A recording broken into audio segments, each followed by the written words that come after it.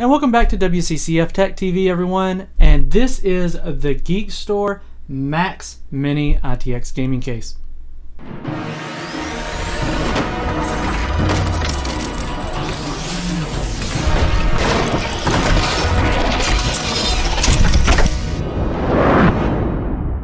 Now, if there's any segment of the market that I honestly welcome a little bit of change and something new, it's got to be the ITX scene, because it's been kind of, just a different rendition of the same thing for quite some time, or something crazy looking.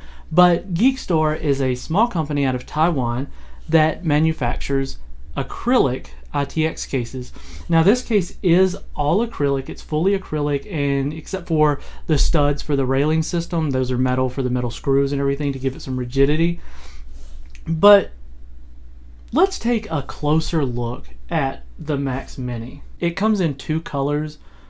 One that you see here that's white and black with clear side panels, and another one that's completely clear.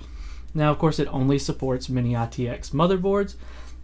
Comes in at 196 millimeters by 320 millimeters by 272 millimeters. So it's fairly small, but it's not super compact. It does support two 120 millimeter fans, one on the top with the clear mesh GEEEK branded window, and then one on the back that also can go down to a 92 millimeter fan in case you want to have a smaller fan in the back for whatever reason. Now, it supports two 3.5-inch hard drives, but there's no native SSD support. So if you want to use an SSD with a case like this, you're going to have an adapter with it. Now, it uses a standard ATX size power supply, has USB 2.0 and 3.0 on the front I/O, as well as HD audio headers. It supports up to a maximum of 255 millimeters for your graphics card. Now, the front does have light up, the power button lights up blue and the reset button lights up red. So it's up to you how you feel about that, as that's an aesthetic thing. Now, what was it like building this case?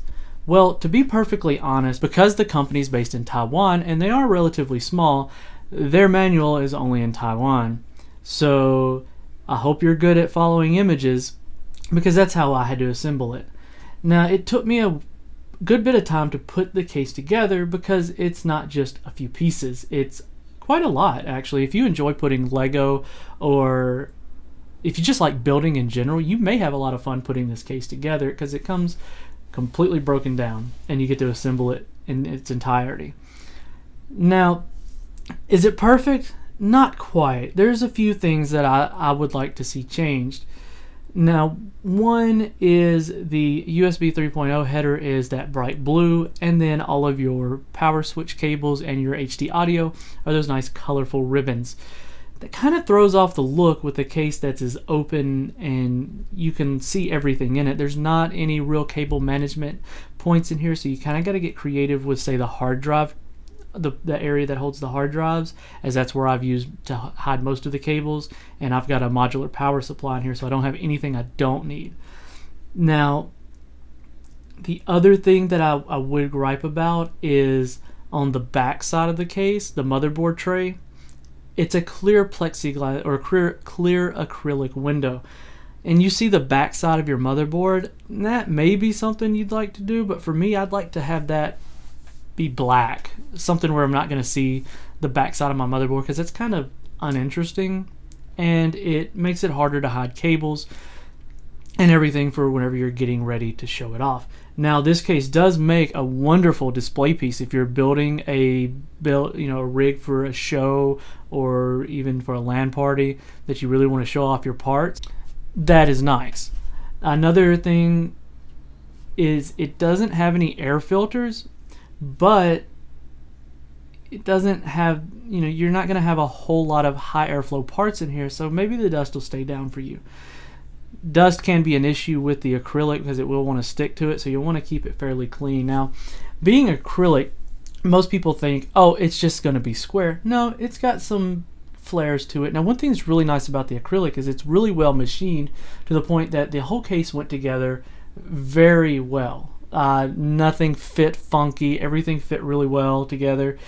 The edges of the windows, and as well as most of the parts, they're beveled, not like a shear bevel, but they're rounded, so they're smooth corners, so you don't feel like you're going to cut yourself on the case.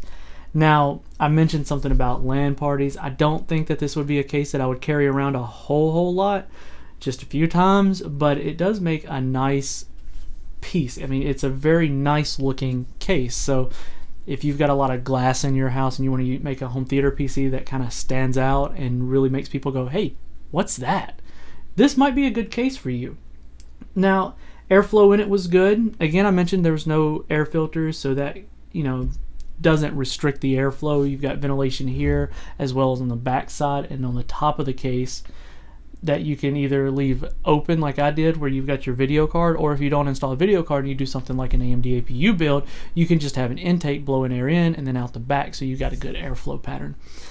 Now, in the end, this is a case that I could only really recommend to somebody who wants exactly what this case offers, because there's not a lot of expandability. There's water cooling support in the sense that it does hold a 120 millimeter fan, so it'll hold a 120 millimeter radiator, say like an all-in-one. Now, the guys over at Geeekstore have done some pretty interesting builds, just what can be done with this particular case. But in the end, it's a solid case. It's not priced astronomically high. It's actually fairly in line with the market and the features that it has, as well as the build quality that it carries. So it's something worth looking at, but I don't know that I would tell everybody to run out and buy it. Alright guys, that's been it for the review today, and we'll catch you in the next one.